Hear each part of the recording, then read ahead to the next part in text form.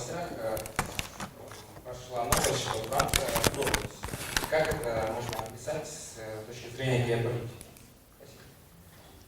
I was listening at the same time, so извините, я просто... So he asks about Mali, so because he says that the situation about Mali is now in news, and as he knows, so Mali has interfered with France, so that piece of news. Have you heard about it? Yeah, sure. So what do you think about the conflict?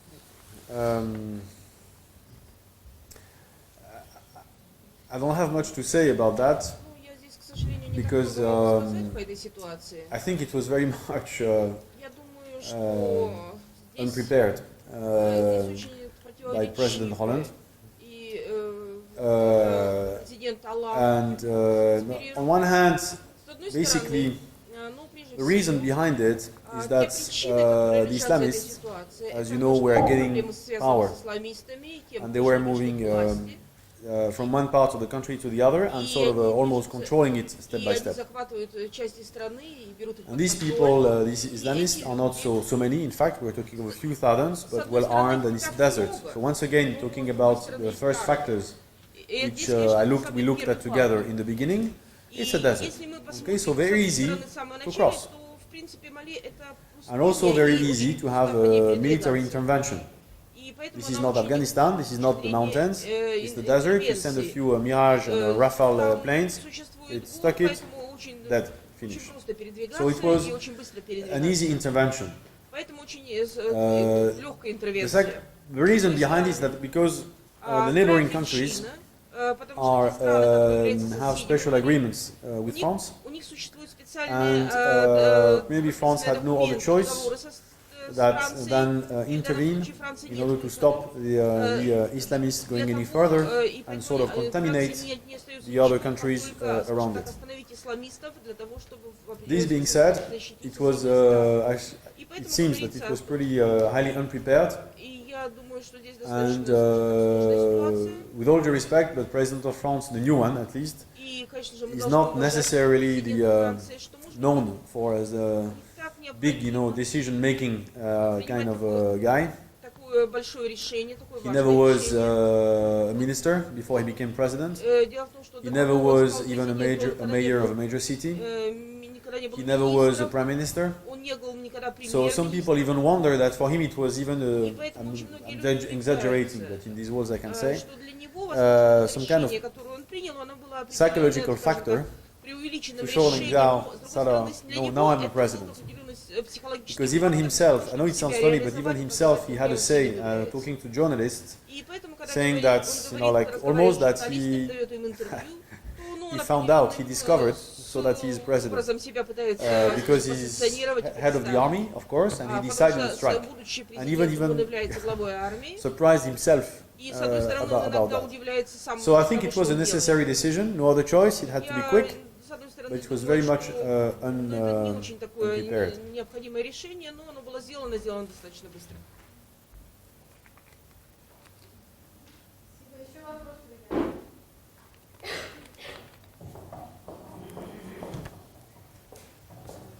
I would like to ask you about your book.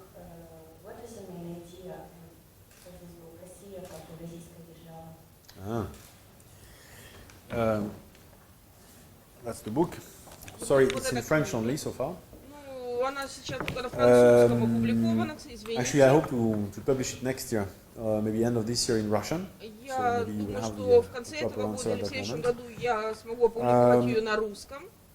Basically, I started to study the history of Russian geopolitics, and maybe like you, saying, okay, we know that Peter the Great wanted to have access to the Baltics, and Ekaterina was this, and the relationship with Europe, and basically more or less what we talked about. That Russia is a continental power, always fighting with the sea power, first the British Empire and then the US. So trying to have these notions, and I said, and then I was looking for a book which would sort of make a summary of all this for me to understand.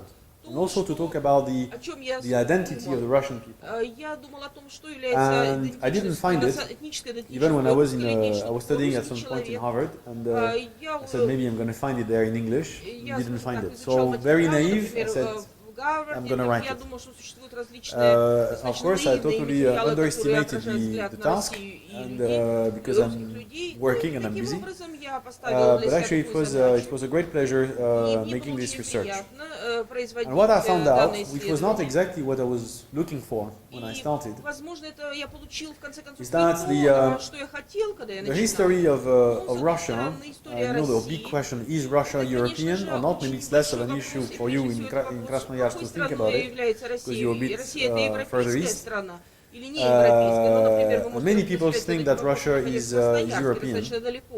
And actually, I think even that this is leading to many misunderstandings today, in today's times in politics and economy as well, with Europe and the US. Because the Western countries are expecting Russia to behave like them.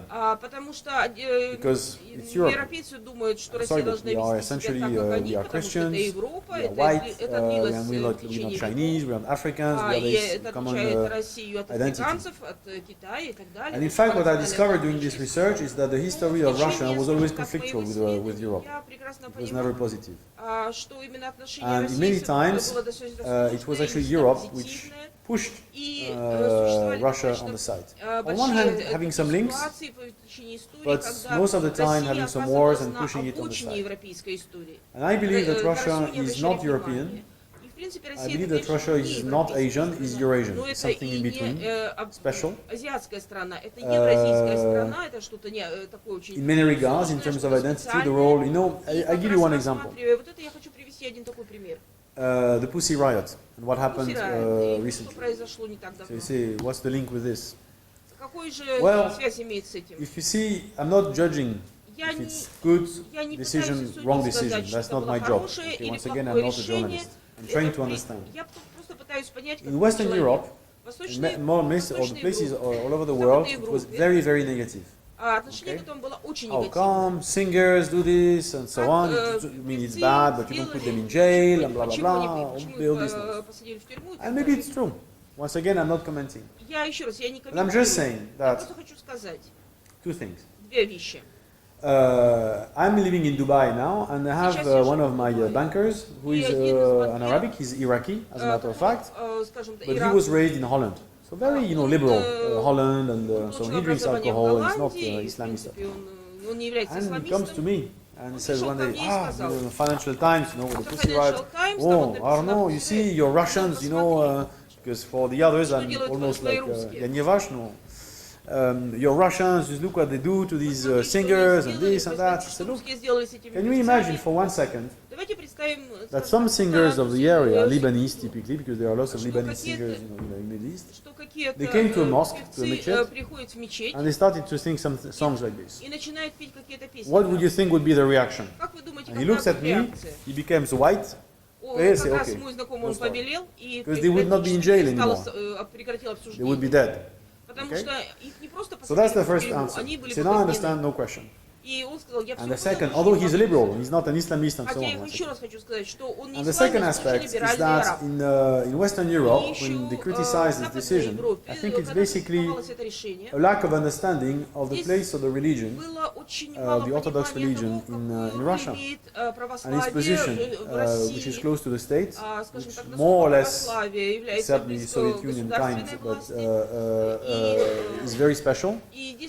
Also, the relationship between Mr. Putin and the Patriarch, and so on. And if you don't understand that, and if you don't try to understand where this is coming from, which I'm trying to also establish in this book, then you cannot understand the decision about the Pussy Riot. As simple as that. But in the Western countries, they don't make this effort, trying to see why. Something, two things which are a bit funny. Mr. Putin, when he was, I think, in Greece in 2005, making official visit, and in his speech he said, we are an Orthodox country. This is very simple. You say, maybe for you, you say, да, и что? But in Western Europe, в This is very Западной Европе strange это очень because странно. the politicians, the head of a state, Политик, does not глава reflect himself государства не in должен, terms of religion. скажем, определять себя в терминах He has to религии. be neutral. He cannot even express. Even sometimes he says, "Oh, by the way, I'm Catholic," but even like just like this, okay? He cannot. It has to be. The church is totally separate from the state. Отделена от государства. So this is just an example. And another funny example that you see also where geopolitics meets economics is recently. You had this big crisis in Greece, and you have also Cyprus. And Cyprus is very important for Russia and Russian business because there are lots of offshore companies and holding companies which are in Cyprus which control the number of Russian business for tax reasons and so on. And actually, and one half of Cyprus is Turkish, the other half is Greek. And the one who 1 year ago it was, maybe less, who asked for support of Russia, I mean financial support, say our country is going to go bankrupt, help, like this, was the patriarch of the Greek Orthodox Church. This is also something very special. Okay? If you don't try to see these things behind the lines, then you don't understand the decision maybe of the Pussy Riot and many others in this way. Решение, которое было принято относительно Пусирайта, оно тоже как бы в этот контекст попадает. 5 minutes? We have to go. Good morning, Mr. Leclerc. I want to ask you as a banker, do you have any invest in Russia, and what kind of? Actually, I used to, but no more. Because I used to be managing director of Credit Suisse. And Credit Suisse used to have major bank actually in Moscow, investment bank, and through that a number of investments. Today I'm more, Lombard Odier is a small, it's not so small, but it's a private bank, Swiss, which was founded in 1796, so it's the oldest actually Swiss bank, private, and our job is simply to manage money. So the only investments that we make in Russia are not so much direct, but they are in the stock market, bonds, of course, which can be a lot of money, by the way, but it's in the stock market. We don't invest in directly in businesses. That's not because we don't want. It's just that it's not our business to do it. What type of stock do you prefer? You want a tip for? Actually, personally, I avoid the Russian stocks not because they are not good, but because they are not liquid in the market. The Moscow market, Russian financial market is too small, and because it's too small, it's not liquid enough. So because it's not liquid enough, there is too much volatility. And if you, even some stocks like Lukoil, I mean large companies like this, if you look at how much is on the stock market, it's not so much money at the end of the day, compared to London stock market and so on. So something happens and then the stock can go down, you don't really control what's going on. So that's why I avoid Russian stocks. I like, on the contrary, Russian fixed income and bonds. Of course, the major ones, anything, Gazprom, all of them, VTB, I like especially the semi-sovereign bonds, and our clients make very good money actually with Russian bonds, which I advised them to buy in 2008 when the prices were low, and say, look, this is top quality, Gazprom will never go down, this company will never go down, and a number of others. And but once again, this is something which I'm advocating for, is that Russia should have a very strong financial market, which is missing today, in order to attract investments and also to have this flow, this fluidity, if I can say, of money, which is essential for a country. It's like you have the blood, which is, so to say, the oil and gas, with the veins and the pipelines and so on. But financial market is like the air that you breathe. You must have the feeling that you have that in order to be flexible and liberal and do that, and attract also the foreign investments. There's too much state involvement Not that it's not good, роль государства, but it's limited by definition, even if it's a rich state. You hear about privatization of Sberbank. Yes, I heard about privatization. Yeah, of course. You take part in this. Not personally, although I had the chance to meet Mr. Greff in the past a number of times, a few times actually. I think it's good. The privatization of Sberbank is going into the right direction. It's a good example. It has led to more transparency, better governance. It was very well managed. I think it's a very good example, which hopefully will be followed. I know some others are in the pipeline, like Al-Roza and some other Russian companies are in the pipeline. And I think they should follow this time. It was a success. Спасибо большое. Спасибо. У нас больше нет времени на вопросы, к сожалению. Я знал по-русски. У меня вопрос. Надеюсь, самый последний. Ну, давайте самый последний. Самый последний, да, У меня вопрос. Вот у нас Россия, она занимается очень крупным финансированием чего-либо за рубежом. То есть у нас в России практически никто ничего не финансирует. У нас очень большой отток идет финансов за границу. Вопрос, как можно сократить, и во-вторых, как можно привлечь иностранных инвесторов для развития, допустим, экономического мощи, допустим, России. Не допустим, а России.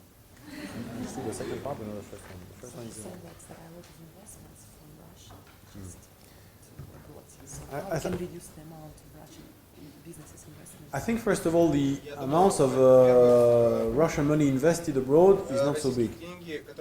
You have some outflows of money, flows of capital,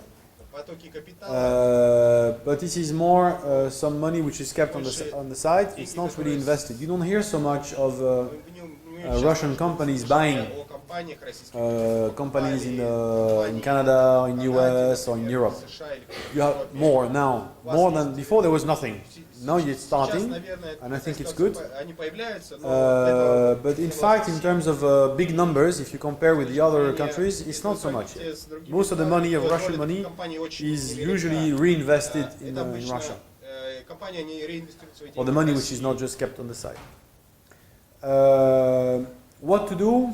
We would need more time, but basically I think that first of all is the image of Russia is not good in the West, and I think recently the government has understood that because it's going to work on the soft power of Russia to create a better image and better conditions to invest.